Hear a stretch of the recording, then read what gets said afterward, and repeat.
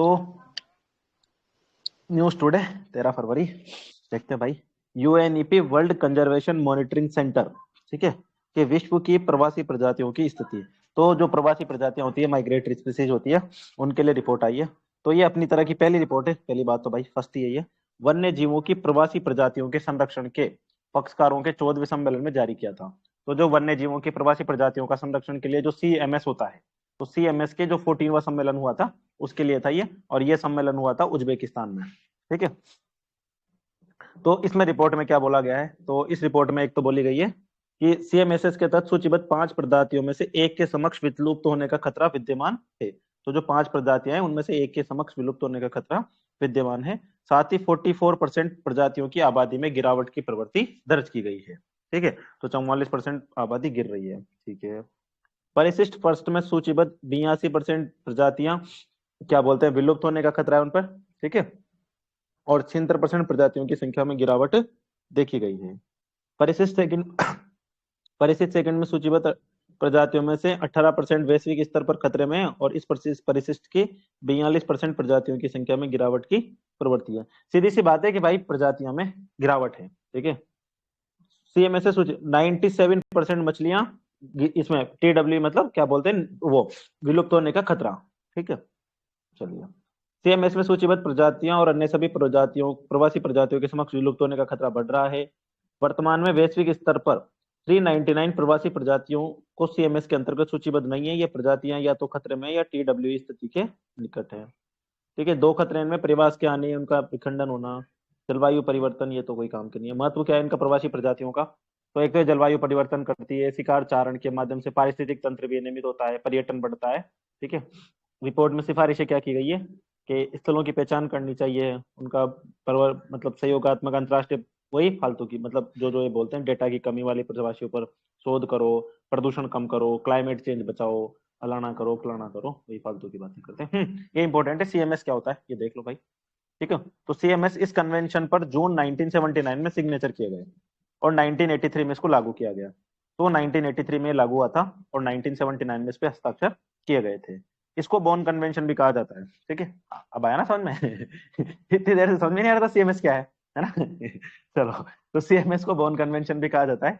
ये संयुक्त राष्ट्र पर्यावरण कार्यक्रम के तत्वाधान में एक पर्यावरणीय संधि है, ठीक है। तो UNEP के तहत में एक पर्यावरणीय संधि है। किसके लिए? ये प्रवासी जीवों और उनके पर्यावासों के संरक्षण के एक वंश प्रावधान करती है। इसके 2 परिशिष्ट हैं, जैसे अलग अलग होते हैं ना, तो इसमें भी 2 परिशिष्ट है। परिशिष्ट फर्स्ट है, ऐसी प्रजातियों को शामिल किया गया है जिनके विलुप्त होने का खतरा है। तो एक तो जिनके विलुप्त होने का खतरा है, और दूसरे में कौन है, क्या बोलते हैं ऐसी इसमें ऐसी प्रवासी जिनके संरक्षण के लिए अंतर्राष्ट्रीय सहयोग की आवश्यकता है, जिन्हें अंतर्राष्ट्रीय सहयोग से महत्वपूर्ण लाभ प्राप्त हो सकता है। मतलब फर्स्ट में तो वो है कि भाई जिनके विलुप्त होने का खतरा है, और दूसरी है जिनको क्या बोलते हैं संरक्षण के लिए अंतर्राष्ट्रीय सहयोग की आवश्यकता है, नहीं तो ये भी क्या बोलते हैं विलुप्त होने की स्थिति में आ जाएंगी। ये ध्यान रखना है। तो 1979 1983 बोन कन्वेंशन UNEP के अंडर में है, 2 परिशिष्ट हैं, और इसमें भारत भी शामिल है। भारत से 133 पुरस्कार इसके शामिल है, और इसका अपनी तरह की इसने पहली रिपोर्ट जारी करी है। प्रवासी प्रजातियों पर तो यही करेगी, ध्यान रखना, ठीक है। अब आते हैं हम आगे। पहली वैश्विक जैव विविधता फ्रेमवर्क कॉन्फ्रेंस, अरे आज तो बायो इसके एनवायरनमेंट की बड़ी अच्छी न्यूज है। तो पहली वैश्विक जैव विविधता फ्रेमवर्क कोष परिषद के लिए वैश्विक पर्यावरण सुविधा ग्लोबल इन्वायरमेंट फैसिलिटी परिषद की पहली बैठक संयुक्त राज्य अमेरिका में आयोजित हुई। हाँ, तो भाई जो वैश्विक जैव विविधता फ्रेमवर्क कॉन्फ्रेंस बना रखा है, ठीक है। तो अब क्या क्या हुआ है इसमें देखते हैं हम इधर, ठीक है। तो जो क्या बोलते हैं ग्लोबल बायोडाइवर्सिटी, ठीक है, ग्लोबल बायोडाइवर्सिटी फ्रेमवर्क कोष, ठीक है, फ्रेमवर्क फंड का कुनमिंग मॉन्ट्रियल बायोडाइवर्सिटी फ्रेमवर्क के कार्यान्वयन के लिए वित्त पोषण को बढ़ावा देना है। तो GBFF क्या करेगा, जो Kunming Montreal global biodiversity framework के लिए वित्त पोषण को देगा, ठीक है। इसको अगस्त 2023 में वैंकूवर कनाडा में 7वीं GEF असेंबली में लॉन्च किया गया था। ये 186 देशों द्वारा अनुसमित है। तो GBFF को अगस्त 2023 में इसको शामिल किया गया था, अगस्त 2023, अभी लेटेस्ट की बात है यार, आ सकता है ये, ठीक है। GBFF परिषद के निर्णय आम सहमति से लिए जाएंगे। विश्व बैंक को GBFF के ट्रस्टी के रूप में, ये ध्यान रख लेना, इसका ट्रस्टी कौन है, GBFF का ट्रस्टी कौन है, विश्व बैंक, ये ध्यान रख लेना। 186 देशों के द्वारा अनुसमर्थित है, और जो Kunming Montreal global biodiversity framework था उसको वित्त पोषण देगा कौन, ग्लोबल बायोडाइवर्सिटी फ्रेमवर्क फंड, बैठक के प्रमुख निष्कर्ष अभी कि जीएफएफ के सदस्य जैव विविधता, जलवायु परिवर्तन, प्रकृति नवीकरण, प्रदूषण, अंतरराष्ट्रीय कार्यवाही के लिए 1.1 बिलियन डॉलर का निवेश करेंगे ये। तो 1.1 बिलियन डॉलर। 21 जलवायु परिवर्तन अनुकूल योजनाओं के लिए 203 मिलियन डॉलर। ठीक है। अल्प विकसित देशों के लिए कोष और विशेष जलवायु परिवर्तन कोष द्वारा वित्त पोषित है। ठीक है, इसमें तो नहीं ऐसा कुछ भी। स्पेन ने कनाडा, यूनाइटेड किंगडम, जर्मनी और जापान द्वारा घोषित अनुदान में योगदान करते हुए 10 मिलियन यूरो, तो जो क्या बोलते हैं जीबीएफएफ है, इसमें 10 मिलियन यूरो क्या बोलते हैं स्पेन भी देगा। उपलब्धता के आधार पर डोनर फंड आवंटित करने के लिए जीबीएफएफ रिसोर्स एप्लीकेशन और प्रोजेक्ट साइकिल पॉलिसी को मंजूरी दी है। तो ये भी एक इसमें रिसोर्स एलोकेशन के बारे में है। तो ये इंपॉर्टेंट नहीं है, लेकिन इसमें एक चीज याद रख लेना, ये ग्लोबल बायोडाइवर्सिटी फ्रेमवर्क। ठीक है, अब ये कुनमिंग वाला देख लो भाई। कुनमिंग क्या है? तो जो Kunming Montreal global biodiversity framework था, को मॉन्ट्रियल में आयोजित जैव विविधता पर संयुक्त राष्ट्र अभिसमय के, तो जो जैव विविधता वाला COP15 हुआ था ना, उसमें था ये। तो मॉन्ट्रियल में बायोडाइवर्सिटी वाला जो हुआ था। ठीक है, इसमें 23 लक्ष्य निर्धारित किए थे जिन्हें 2030 तक प्राप्त करना था। इसमें क्या था, जैसे 30% भूमि और समुद्र का संरक्षण करना, आक्रामक प्रजातियों में 50% की कमी करना, प्रतिवर्ष 200 बिलियन की राशि जुटाना, ऐसी चीजें इसमें थी। तो कुलमिन बायो, इसको पढ़ना यार, ये बहुत अच्छा आर्टिकल है, मतलब इसको बाद में भी पढ़ लेना एक बार, अच्छी चीजें इसमें। ठीक है, वैसे जरूरत तो नहीं पड़ेगी अब। ठीक है, ग्लोबल, ठीक है, अब ये क्या है, एक ग्लोबल एनवायरनमेंट फंड, GF। तो ग्लोबल एनवायरनमेंट फंड 1992 में रियो अर्थ समिट स्थापित किया गया। दुनिया के सबसे चुनौतीपूर्ण पर्यावरणीय मुद्दों को समाधान करने के लिए 18 एजेंसियों की साझेदारी है। ठीक है, तो ध्यान रखना, ये स्थापित कब हुआ? ग्लोबल एनवायरनमेंट फंड 1992 में रियो अर्थ समिट में। ठीक है, ये दुनिया के सबसे चुनौतीपूर्ण पर्यावरणीय मुद्दों को समाधान करने के लिए 18 एजेंसियों की साझेदारी है। मुख्य शासी निकाय, GF का मुख्य शासी निकाय उसकी परिषद है, और इसमें 32, ये तो कोई काम का नहीं है, 14 विकसित देशों का, 16 विकासशील देशों का ये इसमें है। ठीक है, 5 कन्वेंशन के लिए वित्तीय तंत्र देता है ये। तो ग्लोबल एनवायरनमेंट फंड जो है वो 5 वित्तीय तंत्र, जैव विविधता, जलवायु परिवर्तन, कार्बनिक प्रदूषण, मरुस्थलीकरण और पारे पर मीनामाता कन्वेंशन। तो इन 5 के लिए क्या बोलते हैं, ये वित्तीय तंत्र की शुरुआत करता है। कौन कौन से? बायोडाइवर्सिटी, जलवायु परिवर्तन, कार्बनिक प्रदूषण, मरुस्थलीकरण और पारे पर मिनीमाता का जो अभिषण हुआ है मरकरी पर जो हो रखा है। ठीक है, चलो ये खत्म हो गया हमारा। तो इसमें अच्छी अच्छी चीजें थी। ठीक है, चलो स्वास्थ्य और परिवार कल्याण विभाग से संबंधित ये संसदीय स्थायी समिति ने फिर चिकित्सा शिक्षा की गुणवत्ता पर झोला छाप डॉक्टरों के ऊपर इस रिपोर्ट का उद्देश्य प्राथमिक चिकित्सा शिक्षा में सुधार के क्षेत्रों की पहचान करना है। इससे सुनिश्चित किया जा सके कि मेडिकल स्नातक स्वास्थ्य देखभाल की सेवाओं में विकसित होने वाले क्षेत्रों में सेवाएं देने के लिए अच्छी है। ठीक है, चिकित्सा की स्थिति क्या है भारत में? 702 मेडिकल कॉलेज, चिकित्सा प्रणाली में विश्व की सबसे बड़ी चिकित्सा प्रणालियों में से एक है। विश्व की सबसे बड़ी नहीं है, सबसे बड़ी में से एक है। भारत में चिकित्सक जनसंख्या अनुपात 1:856 है, मतलब 856 जनसंख्या पर एक डॉक्टर है। ठीक है, और ये क्या बोलते हैं, विश्व स्वास्थ्य संगठन द्वारा 1 से 1000 अनुपात से आगे निकल गया है। तो ये अच्छा है। अगर हमें कहीं भी इसके बारे में लिखना है तो हम बता सकते हैं कि भाई भारत में चिकित्सा की स्थिति इतनी अच्छी है कि हम WHO ने जो मानक निर्धारित कर रखे हैं 1:1000, कि भाई 1000 जनसंख्या पर एक डॉक्टर होना चाहिए, हमारे 856 पर ही एक डॉक्टर है। कितनी बात है। चलो, सकल घरेलू उत्पाद के प्रतिशत के रूप में वास्तविक स्वास्थ्य अनुसंधान ओनली 0.02% हम क्या बोलते हैं इसके रिसर्च पर खर्च करते हैं हमारे GDP का। मुद्दे क्या है इसमें? भारत में मेडिकल कॉलेज बड़ी संख्या में चिकित्सकों को तैयार करते हैं, वहीं बड़े पैमाने पर भारतीय छात्र विदेशों में चिकित्सा प्राप्त करते हैं। भारत में अजीब विरोधाभास है। ठीक है, तो मेडिकल कॉलेज में भी चिकित्सक हो रहे हैं, विदेशों से भी आ रहे हैं, पता ही नहीं चल रहा है। ठीक है, स्नातक और चिकित्सा शिक्षा के स्तरों पर शिक्षण संस्थानों में सीटों की कमी, सीटें की कमी तो है ही, वो तो हमारे देश में हमेशा रहेगी, कुछ भी नहीं मिले सीटों की कमी है। पूरे देश में मेडिकल कॉलेज की संख्या समान नहीं है। अधिकतर मेडिकल कॉलेज शहरी क्षेत्रों में है, गाँव में भी खोलो, मेरे गाँव में भी लगाओ एक।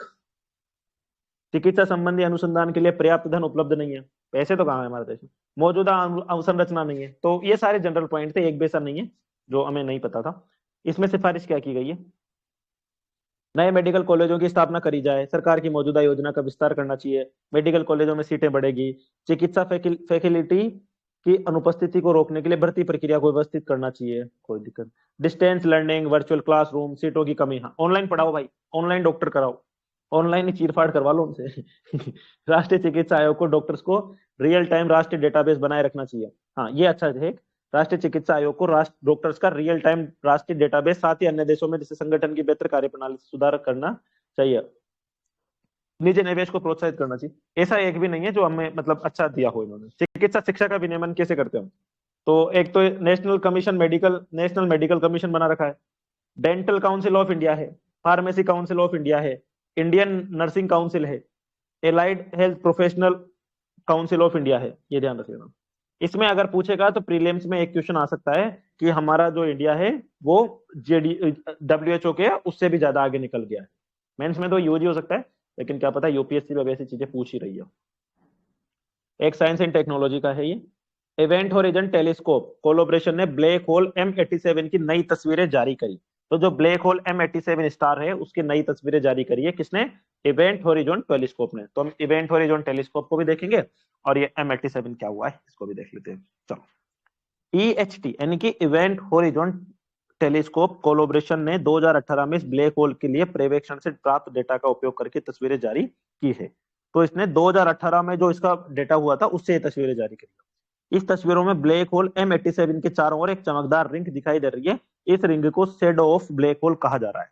तो जो ब्लैक होल M87 है इसके चारों ओर एक क्या बोलते हैं चमकदार रिंग दिखाई दे रही है, ठीक है, और उसको ये कह रहे हैं shadow of black hole, shadow of black hole. गौरतलब है कि EHT, ठीक है, ने 2017 में M87 ब्लैक होल की पहली तस्वीर ली थी। तो इवेंट होराइजन टेलीस्कोप जो था उसने इसकी पहली तस्वीर कब ली थी? 2017 में, ठीक है, मतलब डेट इंपॉर्टेंट नहीं है। इस तस्वीर में ही इस रिंग को कैप्चर किया गया था। 2018 में फिर से इसकी तस्वीर ली गई, तब भी फिर रिंग फिर से कैप्चर किया गया। हाल ही में जारी इस रिंग के स्थायित्व को प्रकट करती है। मतलब ये देख रहे थे कि भाई ये एक रिंग है तो ऐसे ही आ गई हो, ठीक है, लेकिन अब इन्होंने बताया कि भाई ये रिंग क्या बोलते हैं इसमें स्थायी है, 2017 में भी थी, 18 में भी है और अभी भी है, मतलब इसमें ये है। अब ब्लैक होल क्या होता है? तो ब्लैक होल एक ऐसा खगोलीय पिंड है जहां गुरुत्वाकर्षण का खिंचाव इतना मजबूत होता है कि प्रकाश भी इसमें नहीं बच पाता है, मतलब वो भी उसमें समा जाता है। तो एक चीज याद रखना, प्रीलिम्स में पूछ सकता है कि यहाँ पर गुरुत्वाकर्षण का बल कम होता है या ज्यादा होता है? तो ज्यादा होता है। ब्लैक होल का गुरुत्वाकर्षण बल इवेंट होराइजन पर अधिक प्रबल हो जाता है। अब इवेंट होराइजन क्या होता है? भाई इवेंट होराइजन पर तो ज्यादा होता है, लेकिन इवेंट होराइजन क्या होता है? इवेंट होराइजन किसी ब्लैक होल की वो सीमा है जिसके भीतर आने पर कण बचकर नहीं निकल सकता है। तो ये ऐसी सीमा है ब्लैक होल की जहां पर अगर कोई चला गया तो फिर वो अंदर बच करके नहीं निकल सकता, ये ध्यान रख लेना। इवेंट होराइजन अपने पास से गुजरने वाले किसी भी प्रकाश को खींच लेता है। तो अगर इवेंट होराइजन के पास से कोई भी चीज गुजर रही है, प्रकाश भी गुजर रहा है, तो उसको खींच लेगा। साथ ही इसके चारों ओर वक्रित स्पेस टाइम प्रकाश के पथ को ग्रेविटेशनल लेंसिंग के माध्यम से मोड़ देता है। ये दो प्रभाव डार्क जोन का निर्माण करते हैं। खगोल शास्त्री से इवेंट होराइजन शेडो कहते हैं। तो इवेंट होराइजन जो अपने प्रकाश के पास को खींच लेता है और चारों ओर वक्रित स्पेस टाइम प्रकाश के पथ को, जो चारों ओर वक्रित मतलब जो क्या बोलते हैं घूम रहा है, स्पेस टाइम प्रकाश के पथ को ग्रेविटेशनल लेंसिंग के माध्यम से जोड़ देते हैं, ठीक है। अब ग्रेविटेशनल लेंसिंग क्या होती है ये भी देख लो भाई। तो ग्रेविटेशनल लेंसिंग एक होती है, इसके अंतर्गत दूर से चमकने वाले प्रकाश को, ध्यान रखना, इसके अंतर्गत एक सेकंड, इसके अंतर्गत अधिक दूर से चमकने वाले प्रकाश को उसके स्रोत और प्रेक्षक के बीच आने वाले किसी पिंड जैसे कि आकाशगंगा के गुरुत्वाकर्षण द्वारा मोड़ दिया जाता है। तो ग्रेविटेशनल लेंसिंग एक परिघटना है, इसके अंतर्गत अधिक दूर से चमकने वाले प्रकाश को उसके स्रोत और प्रेक्षक के बीच आने वाले किसी पिंड के गुरुत्वाकर्षण के से मोड़ दिया जाता है। पिंड का गुरुत्वाकर्षण अपने आसपास के स्पेस टाइम में इतनी वक्रता उत्पन्न करता है कि उससे प्रकाश अपने पथ पर विचलित हो जाता है। प्रकाश के पथ को मोड़ देने वाला पिंड ग्रेविटेशनल लेंस कहलाता है, याद रख लेना। प्रकाश के पथ को मोड़ देने वाला पिंड क्या कहलाएगा? Gravitational lens. आइंस्टीन के सामान्य सापेक्षता का सिद्धांत, ये ध्यान रख लेना, आइंस्टीन ने सामान्य सापेक्षता का सिद्धांत दिया था। स्पेस के 3 स्थानिक आयाम और एक टाइम आयाम परस्पर ब्रह्मांड का एक 4 आयामी मॉडल बनाते हैं जिसे स्पेस टाइम कहा जाता है। तो इसी ने बताया था कि भाई ब्रह्मांड के क्या बोलते हैं, स्पेस के 3 और क्या बोलते हैं टाइम का एक आयाम, ये चारों मिलते हैं और फिर ब्रह्मांड का एक 4 आयामी बनता है। विशाल पिंड स्पेस टाइम में वक्रता का कारण बनते हैं, जबकि गुरुत्वाकर्षण केवल स्पेस टाइम की वक्रता है। भाई देख लेना, इसमें कोई साइंस टेक बहुत सारी है। प्रकाश की किरणें स्पेस टाइम के माध्यम से गमन करती है, ठीक है। हाँ, ये इवेंट होराइजन टेलीस्कोप, वैसे इतना डिटेल में यूपीएससी तो नहीं जाएगी। इवेंट होराइजन टेलीस्कोप के बारे में बात करते हैं। ये दुनिया भर में सिंक्रोनाइज्ड रेडियो वेधशालाओं का एक नेटवर्क है। तो दुनिया भर में सिंक्रोनाइज्ड रेडियो वेधशालाओं का एक नेटवर्क है। ये सभी सिग्नल टेलीस्कोप के रूप में संयोजित होते हैं, सिंगल टेलीस्कोप, और इनके अपर्चर में पृथ्वी का संपूर्ण आकार आ जाता है। इसका ब्लैक होल से जुड़े रेडियो प्रकाश के स्रोतों को परीक्षण करने के लिए भी उपयोग किया जाता है। ठीक है, तो सिंक्रोनाइज रेडियो वेधशालाएं सिंगल टेलीस्कोप के रूप में यूज किया जाता है, पृथ्वी का संपूर्ण आकार आ जाता है। Very long best light interferometry का उपयोग करके पृथ्वी के आकार का दुनिया भर के टेलीस्कोप को जोड़ता है। वर्तमान में, अच्छा याद रख लेना, भारत इसका हिस्सा नहीं है। ठीक है, मतलब कोई भी भारतीय रेडियो टेलीस्कोप ईएचटी का हिस्सा नहीं है। ठीक है, ये जरूर ध्यान रख लेना। बाकी तो साइंस टेक थी भाई। ठीक है, चलो आगे चलते हैं। पीआरएस लेजिस्लेटिव रिसर्च ने 17वीं लोकसभा के संचालन पर महत्वपूर्ण आंकड़े, हाँ ये ध्यान रखना, इसमें जो जो आंकड़े है ना, मतलब अगर आप कहीं भी लिखना हो ना कि भाई लोकसभा का कार्यक्रम कैसा चल रहा है, लोकसभा में क्या करना चाहिए, तो यहाँ से आपको डाटा मिल जाएगा। 17वीं लोकसभा सत्र के जून 2019 और फरवरी 2020 के आयोजित किए गए। ठीक है, इसकी कुल 274 बैठकें संपन्न हुई। तो 17वीं लोकसभा के सत्र जून 2019 और जनवरी 2024 के बीच आयोजित किए गए। तो ध्यान रखना 5 साल का होता है ना, तो जून 2019 से फरवरी 2024 तक इसके सत्र चले। टोटल बैठकें कितनी हुई है? 274, और 179 विधेयक पारित किए गए हैं। लोकसभा और राज्यसभा में प्रश्नकाल निर्धारित अवधि का 60% और 52% तक चला।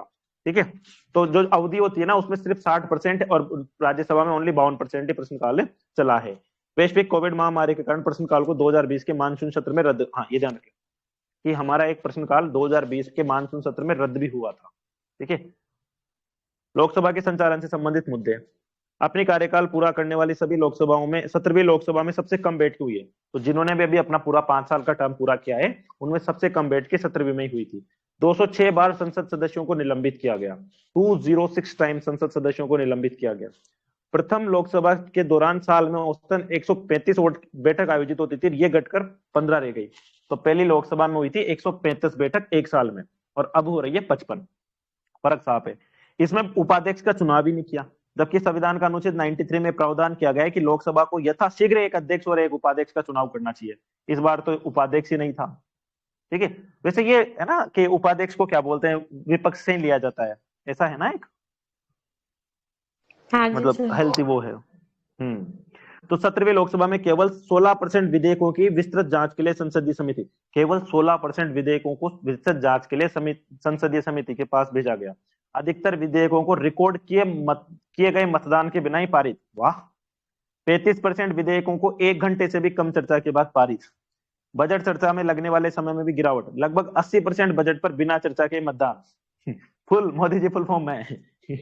लोकसभा के संचालन में सुधार के लिए आगे की राह क्या है? ज्यादा से ज्यादा बैठकें हो, विस्तृत चर्चा हो, उनको समितियों के पास भेजा जाए, विपक्ष के सदस्यों को पर्याप्त मौका दिया है, रचनात्मक विचार विमर्श को बढ़ाया जाए। देख रहे हो, देख मेरे संसार की हालत क्या हो गई भगवान। भारत के विधि आयोग ने महामारी रोग अधिनियम 1897 की व्यापक समीक्षा शीर्षक से अपनी 286वीं रिपोर्ट जारी की। तो भारत के विधि आयोग ने एक रिपोर्ट जारी करी है, ठीक है, महामारी रोग अधिनियम की।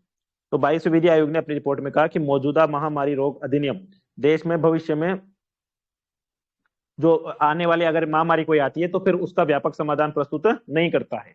तो भाई क्यों नहीं करता है, इसमें क्या क्या बोला गया ऐसा?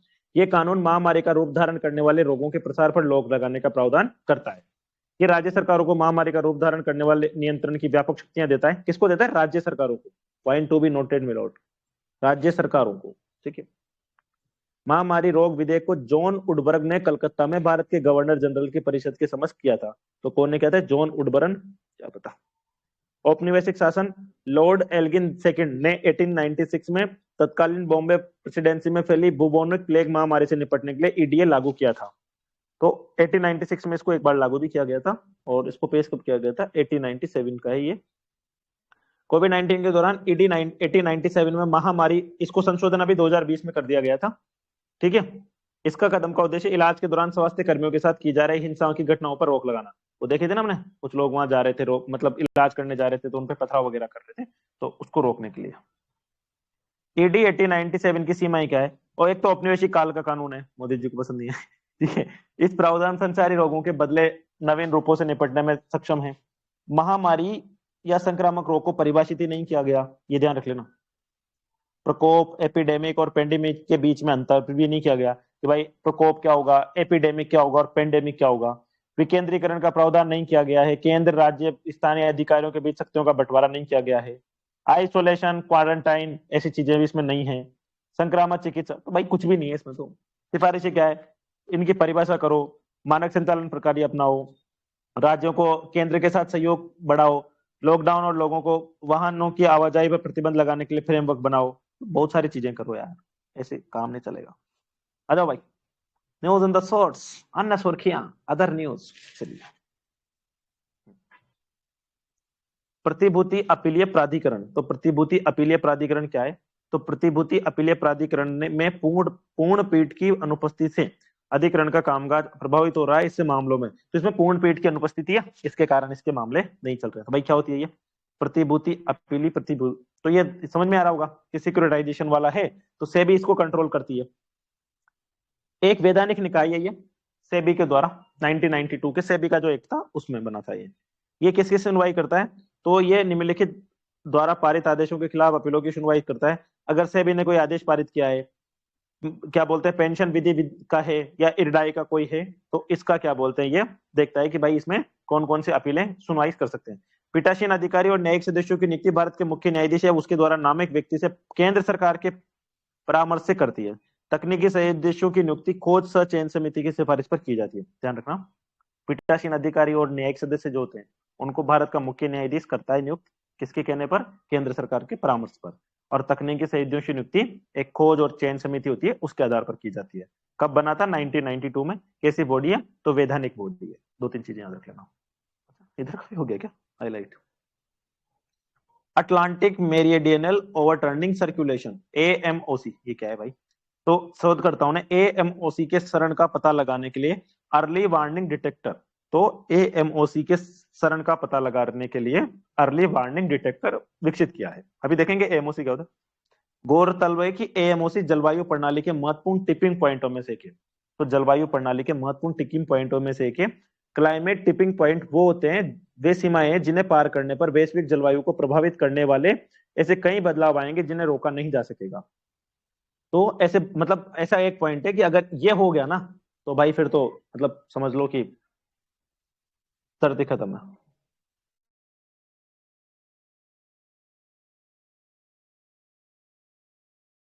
हाँ सॉरी, क्या बोलते हैं, आगे चलते हैं। तो AMOC क्या होता है, ठीक है, एक बार नाम पढ़ते हैं इसका। Atlantic meridional overturning circulation, Atlantic meridional overturning circulation. तो AMOC अटलांटिक महासागर में समुद्री धाराओं की एक प्रणाली है, ठीक है। ये उष्ण कटिबंध से उत्तरी ध्रुव की ओर गर्म जल धाराओं को प्रसारित करती है। उष्ण कटिबंध से उत्तरी ध्रुव की ओर, ठीक है, गर्म जल धाराओं को प्रसारित करती है, मतलब ऐसे नीचे की तरफ। साथ ही ठंडे, खारे व सघन जल को उष्ण कटिबंध तथा दक्षिण ध्रुव की ओर भेजती है, ठीक है। तो जो ठंडा, खारा और सघन जल होता है उसको उष्ण कटिबंध तथा दक्षिणी ध्रुव की ओर विस्तारित करती है। तो जो जल होता है, ये अगर नीला पानी है तो इस जल को ऊपर की तरफ भेजती है। यह प्रणाली तापमान और लवणता की मात्रा में भिन्नता से संचालित होती है, ठीक है। इस प्रणाली का ग्रीनलैंड के ग्लेशियर और आर्कटिक की बर्फ की चादरों के अनुमान से अधिक तेजी से पिघलने के कारण क्षरण हो रहा है, ठीक है। तो इसका बहुत तेजी से क्षरण हो रहा है। प्रभाव क्या होंगे इसके? अटलांटिक महासागर के जल स्तर में वृद्धि हो सकती है। अमेजन क्षेत्र में भी आर्द्र और शुष्क मौसम में उतार चढ़ाव, तापमान में, दक्षिण गोलार्ध के तापमान में भी वृद्धि हो सकती है। ये दो बातें याद रखना है इसमें। AMOC क्या है? अटलांटिक महासागर में समुद्री धाराओं की एक प्रणाली है। उष्ण कटिबंध में, तो उष्ण कटिबंध से उत्तरी ध्रुव की ओर गर्म जलधाराएं प्रसारित होती है, और जो जल होता है वो उष्ण कटिबंध तथा दक्षिणी ध्रुव की ओर प्रसारित होता है, ठीक है। और ये एक चेक पॉइंट होता है, जहां अगर जलवायु में चेंजेस आया तो भाई साहब कार्यक्रम सेट है, ठीक है। रिजोल्यूशन प्रोफेशनल, समाधान पेशेवर, ये क्या होता है? हाल ही में भारतीय दिवाला और शोधन अक्षमता बोर्ड ने एक सर्कुलर जारी किया है। इस सर्कुलर में रिजोल्यूशन प्रोफेशनल को देनदारों और लेनदारों दोनों के साथ दिवाला आवेदनों पर रिपोर्ट साझा करने का निर्देश दिया गया है। दिवाला और शोधन असक्षमता, ये तुम जानते ही हैं कि तहत RP दिवाला समाधान प्रक्रिया शुरू करने के लिए एक निर्णायक प्राधिकारी के समक्ष किसी आवेदन की मंजूरी अस्वीकृत है, इसके लिए निर्णायक प्राधिकारी को एक रिपोर्ट प्रस्तुत करना होता है। भाई वही है ना कि अगर कोई बैंक का मतलब कोई व्यक्ति इंसॉल्वेंट हो गया है तो फिर उसको कैसे बाहर निकाला जाएगा, ठीक है। IBC के अनुसार RP कॉर्पोरेट दिवाला समाधान प्रक्रिया के संचालन के नियुक्त IPS को क्या बोलते हैं? इंसॉल्वेंसी प्रोफेशनल संपूर्ण दिवाला शोषण किसी निर्णायक प्राधिकारी द्वारा नियुक्त किया जाता है। इतना इंपॉर्टेंट नहीं है ये, ठीक है, आईपी के बारे में तो हम ऐसे पढ़ते रहते हैं। तो रेजुलेशंस प्रोफेशनल्स लाई हैं अभी आईबीआई ने, ठीक है। यूनाइटेड पेमेंट इंटरफेस, यूपीआई, हाँ भाई, तो मॉरिशस में भी आ गया हम, ठीक है। लो देखो, फिर आ गए हम, ठीक है। तो भारत के प्रधानमंत्री ने मॉरिशस के प्रधानमंत्री और श्रीलंका के राष्ट्रपति के साथ संयुक्त रूप से यूपीआई सेवाओं को लॉन्च किया है। साथ ही मॉरिशस में रुपए कार्ड सेवाओं को शुरू किया। इसे डिजिटल रूपांतरण और पर्यटन को बढ़ावा मिलेगा। दोनों देशों के भारत के द्विपक्षीय मजबूत, हमने सिंगापुर के साथ भी कर लिया ना, हमने फ्रांस के साथ भी कर लिया, ठीक है। तो ये देख लेना हमने कहाँ कहाँ कर लिया। कई यूपीआई क्या होता है, तो कई बैंक खातों का एक ही मोबाइल एप्लीकेशन को जोड़ता है, साथ ही धन अंतरण जैसी कई बैंकिंग सुविधाएं भी प्रदान करता है। एनपीसीआई ने विकसित किया है। एनपीसीआई क्या है, तो भारतीय रिजर्व बैंक और भारतीय बैंक संघ की संयुक्त पहल है, जिसको भुगतान और निपटान प्रणाली अधिनियम 2007 के तहत स्थापित किया गया था। ध्यान रखना, ये हमने अभी मॉरिशस और श्रीलंका के साथ किया है। डोकरा शिल्प कला कहाँ की है, छत्तीसगढ़ का ओचर स्टूडियो डोकर शिल्प कला के संरक्षण में मदद कर रहा है। डोकर शिल्प कला क्या होती है, धातु की ढलाई से 4000 साल पुरानी जटिल प्रक्रिया है। इसमें लोस्ट वैक्स तकनीक को, अरे मोम साजा विधि का उपयोग किया जाता है। अच्छा, ये तो हम लोगों ने आर्ट एंड कल्चर में पढ़ रखी है, ठीक है। डोकरा शिल्प याद रखना पड़ेगा ना। ऐसा माना जाता है कि इस कला की उत्पत्ति छत्तीसगढ़, झारखंड, पश्चिम बंगाल, ओडिशा में रहने वाले आदिवासी समुदाय। डोकरा शब्द डोकरा डामर जनजातियों से लिया गया है। ये मध्य भारत की पारंपरिक धातु शिल्पी है। हाँ, तो ध्यान रखना कौन सी जनजाति से ये डोकरा, डोकरा शब्द डोकरा डामर, तो डोकरा डामर जनजातियां हैं, वहां से लिया गया है। रोजमर्रा के जीवन, तेजी से हो रहा शहरीकरण, तो ये नाम याद रखना इसका। और क्या ये, तो ये क्या बोलते हैं, दांतों की ढलाई की 400 साल पुरानी प्रक्रिया है, जिसमें लोस्ट वैक्स तकनीक का यूज किया जाता है, ठीक है। और ये वाला रीजन याद रख लेना, छत्तीसगढ़, झारखंड, पश्चिम बंगाल, ओडिशा वाला रीजन। डोकरा शिल्प करा, कितने आए हैं आज इतने, तो आज वो नहीं आया नीचे वाला। दूरसंचार प्रौद्योगिकी विकास निधि योजना, तो आज योजना आ गई उसकी जगह, दूरसंचार प्रौद्योगिकी विकास निधि योजना। तो सेंटर फॉर डेवलपमेंट ऑफ टेलीमैक्स और आईआईटी खड़गपुर ने एक समझौते पर हस्ताक्षर किए। इस समझौते के तहत 10 गीगाबिट सक्षम symmetric passive optical network, optical line terminal और ऑप्टिकल नेटवर्क यूनिट के लिए प्रोटोटाइप विकसित किया जाएगा। तो क्या क्या है, सेंटर फॉर डेवलपमेंट ऑफ टेलीमैक्स और आईआईटी खड़गपुर, इन दोनों की समझौता किया है, किसके लिए, 10 गीगाबिट सक्षम symmetric passive optic network, optic line terminal और ऑप्टिक नेटवर्क यूनियन के लिए किया है। ये समझौता टीडीडीएफ योजना के तहत किया गया है। तो मेन तो वही है कि ये योजना क्या है, तो टीडीडीएफ योजना मतलब दूरसंचार प्रौद्योगिकी, ठीक है, दूरसंचार प्रौद्योगिकी डेवलपमेंट फंड, ठीक है। चलिए, 2022 में दूरसंचार विभाग के तहत इसको सार्वभौमिक सेवा दायित्व निधि ने लॉन्च किया था। प्रौद्योगिकी डिजाइन करना, विकास, दूरसंचार वही करना, वित्त पोषण देना, कंपनियां ग्रामीण और दूर दराज के क्षेत्रों में किफायती और मोबाइल सेवाओं को सक्षम बनाएंगे। ध्यान रखना भाई, दूरसंचार प्रौद्योगिकी विकास निधि योजना 2022 दूरसंचार विभाग। कमल टाइगर रिजर्व अब हम जितने भी टाइगर रिजर्व पढ़ेंगे ना, हमें पता होगा कि क्या है इसमें। कंवल टाइगर रिजर्व में सांगोन की लकड़ी की तस्करी को रोकने के मामले में लापरवाही बरतने पर 6 कर्मियों को बाहर निकाल दिया गया। करने जाओ। तो कंवल टाइगर रिजर्व कहां पर है, ये तेलंगाना में। ये टाइगर रिजर्व मध्य भारतीय भू क्षेत्र सेंट्रल इंडियन लैंडस्केप के सबसे दक्षिणी सिरे पर स्थित है। तादोबा अंधारी यहाँ पर याद होगा आपको, तो तादोबा, तादोबा हमने महाराष्ट्र में पढ़ा है, इंद्रावती टाइगर रिजर्व से जुड़ा हुआ है। तो महाराष्ट्र में तो तादोबा हो गया, तादोबा महाराष्ट्र में, फिर उधर क्या बोलते हैं, ये कंवल हो गया इधर तेलंगाना का, और छत्तीसगढ़ का इंद्रावती, ठीक है। ये तीनों ऐसे आपस में जुड़े हुए हैं, ठीक है, ध्यान रखना ये। और यहाँ पर सह्याद्री पर्वत श्रेणी यहाँ पर स्थित है, दक्कन प्रायद्वीप का, ये तो ठीक है। ये नदियां याद रख लेना, गोदावरी नदी, पेगावदू और कदम जैसी छोटी जलधाराओं का एक जल संग्रहण है। तो गोदावरी तो याद रख लेना, गोदावरी, सांगोन, बास, चिंकारा विंकारा, ये तो ठीक है। तो ये इसमें क्या क्या याद रखना है, कंवल टाइगर रिजर्व तेलंगाना, तदोबा एक तो तदोबा और इंद्रावती और ये कंवल, इन तीनों के बीच में मतलब कॉरिडोर है पूरा का पूरा।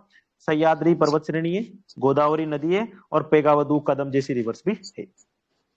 अगला है अलास्का पोक्स।